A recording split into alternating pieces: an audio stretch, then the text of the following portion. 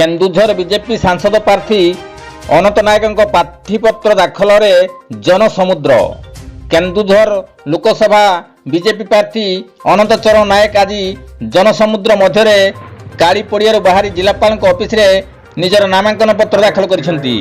तांको सहित केंद्र मंत्री फगन सिंह कुलेस्ते, पाटना विधायक बीजेपी प्रार्थी अक्षय चंद्र नायक, सदर विधायक प्रार्थी मोहन चरण माझी, तेलकुई विधायक प्रार्थी फकीर चरण नायक, सत्यव्रत पंडा, आनंदपुर विधायक प्रार्थी आलोक सेठी, चंपुआ विधायक प्रार्थी मुरली मनोहर शर्मा, घसीपुरा विधायक प्रार्थी शंभुनाथ राउत, बीजेपी जिला सभापति सबुज महंत वर्मा, पूर्वतन जिला सभापति राधाकांत महातो, केन्दुझर नगरपालिका अध्यक्षा निकू साहू, बिरजा मिश्र, महेश्वर साहू, घसीपुरा संयोजक अखिल कुमार पात्र, वरिष्ठ नेता रामचंद्र साहू समेत 50,000 ऊर्ध्व लोक चांगू सांताड़ी नाच, नागरा नाचरे एवं जय श्रीराम नारे सहर प्रकंपित होता।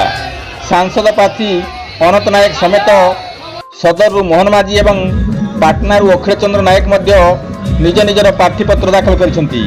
केन्दुझर कविंद्र राउत एवं रंजन बारिक रिपोर्ट केडी न्यूज।